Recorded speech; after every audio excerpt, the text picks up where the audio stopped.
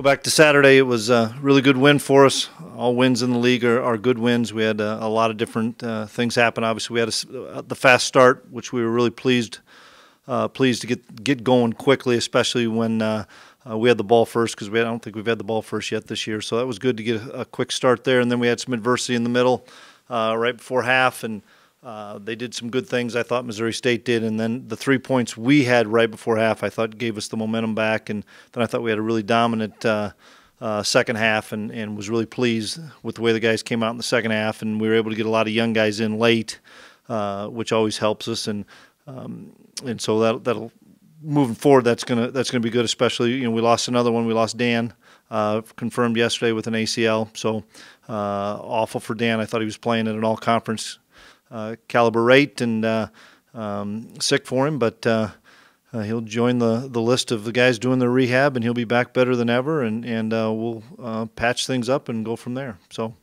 we are on to Indiana State. What does your Mike linebacker group look like without Matt available behind Nick? Well, we need to find out if Matt's available. We'll find that out. He ran yesterday. We're going to find out if he can cut and some things like that. If he's not, then we'll figure it out. We haven't really come to a definitive deal, but we'll figure it out. We've always done that in the past. Your offensive coordinator, did he abandon some run plays early when you saw that? And, what can you say about the adjustment early? Well, I thought we did a good job keeping them off balance early, whether we threw the bubble screen to start the game to some of the power stuff, to some of our what we call iron or steel, where we're getting Bruce out on the edge, to throwing the ball and taking a shot early. I just thought we did a good job of keeping them off balance early. We had the anticipation that they were going to stack a lot of people into the run. That's why we were able to maybe hit the perimeter a little bit more. And just bottom line, we didn't have enough snaps in the first half to really get a good beat on things. But then I thought in the second half we got back to of really being diverse offensively. And I think I know it's gonna help us when we're as productive as we are, or we're in the passing game, to maybe soften some zones up.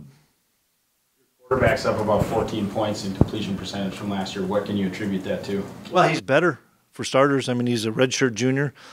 He's more and more comfortable, more and more confident. He's throwing the ball extremely well. We've had some drops for him where he'd probably be another 4 or 5 points higher on percentages. But I think he's seeing pictures pre-snap better than he's seen them before.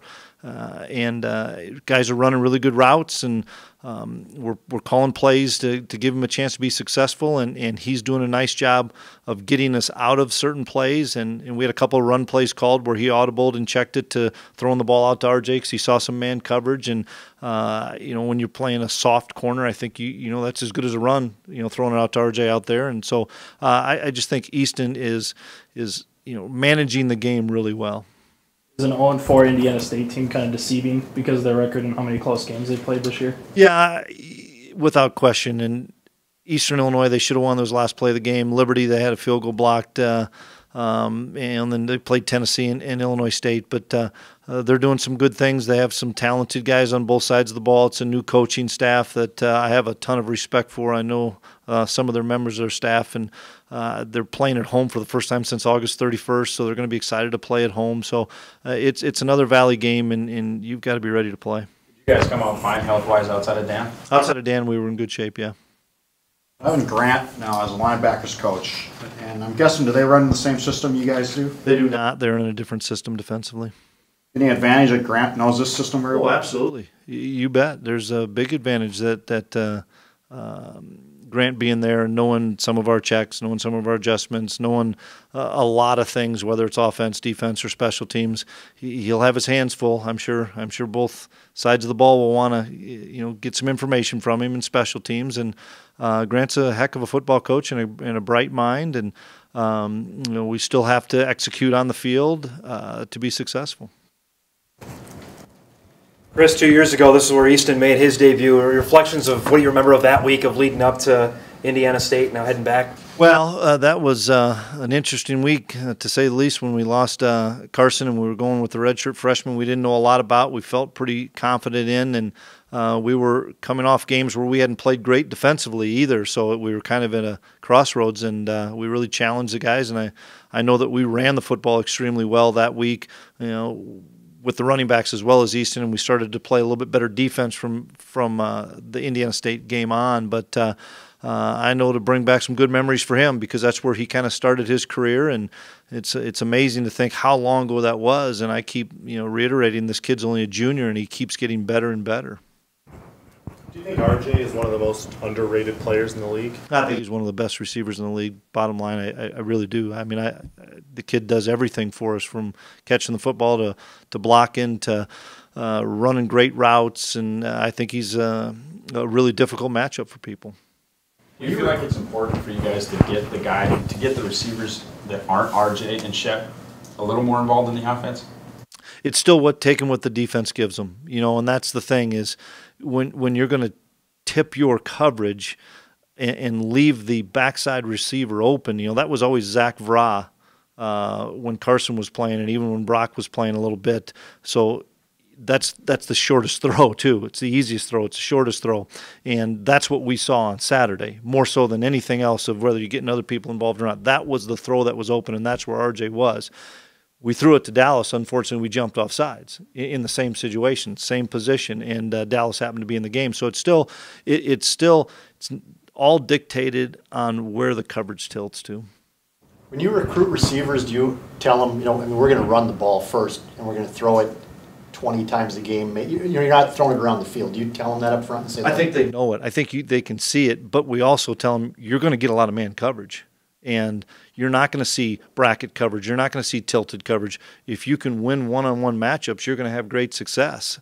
Not only that, I've never run into a guy that's had success at North Dakota State that said, I would rather catch 100 balls and go 4-7 than catch 40 balls and win national championships. That's the kind of guy we want. Kane still in the mix? Yeah, absolutely. He did some really good things. He's blocking really well. He's understanding our concepts and stuff better. It's just, once again, where the coverage goes. Speaking of coverage, Chris, how does James always seem to be in the right spot? They just hit him right in the hands. How does that happen? Well, he probably was a little bit fortunate on that one. I think they overthrew a wide open guy, but you're right. You still have to be in the position. You still have to be able to make plays. I think he does a really good job in the fact of reading quarterback's eyes, knowing the same thing that we just talked about from the receiver sense. Based on where our coverage is tilted, where should the football be thrown? This isn't anything that's revolutionary about football. If you're rolling one side, they ought to throw it the other. And James understands the game really well, and having played quarterback has helped him so much playing defense, especially from a pass game standpoint. Where I've been so impressed with James is how good he is in the run game, because that's something that he didn't get a great probably understanding or feel for, and did we know if he'd come and strike people and all those other things. He's been dynamite in that respect. We thought we'd get a really good pass player that was going to maybe be a little shaky playing the run until he felt comfortable. Well, we've got a complete player there, and it's really helped us out in the fact of, even though we're down another linebacker, we have the ability to play a little bit more nickel, and Robbie turns into a linebacker. Find that is the case with a lot of guys that either played quarterback for you or played quarterback in high school, that they have a greater understanding of what's going on, and do you focus on that in recruiting at all? Oh, absolutely, and Esley Thornton's a great example. Esley didn't take him long to figure out what we were doing as a linebacker. It's a different position, but you talk about going from quarterback to linebacker or quarterback to strong safety. In our scheme, that takes, you don't just go out there and say, okay, you know what you're doing. It takes a lot of reps, and it takes a lot of studying on their part and of understanding concepts, and being that fact that they played on the other side of the ball really helps them. And, I think Nate Jensen was a quarterback. Now he's playing tight end. All those things, if you're the field general playing quarterback, you understand the game pretty well. How long is Cole? I really couldn't tell you. Not very – a week. I don't know. I mean, I don't know how – it's going to be a while probably, Jeff, on that one. Playing a few more starters on special teams coverage right now than you'd like, or do you feel like you've got a decent mix? Well, on punt, that's the first thing that we're always going to make sure we cover. And Chris Board's on that, Jalen's on that, Dan and Levi have been on that. we're trying to keep as many starters on that because that's, I think, a big defensive play. Kickoff, we're still looking for guys, and we talked about it even yesterday. We're going to try some other guys. We're going to try some wide receivers. We're going to put Des Kane out there a little bit. We're going to try Darren Kelly a little bit. We have to continue to build that depth so that we aren't playing the same, 14, 15 guys. And where we're stressed thin at is the linebacker position, because you're going to put Nick out there, you're going to put Levi out there, you're going to put Chris out there, you're going to put Jabril out there. Well, those are the top 4 backers we have right now, playing whether it's 2 or 3 different positions based on base or nickel. And so we've got to be really conscious of that, because we are, if there's one position we were getting thin at, it's linebacker. Well, you would look at a lifting a red shirt, or this is what you got?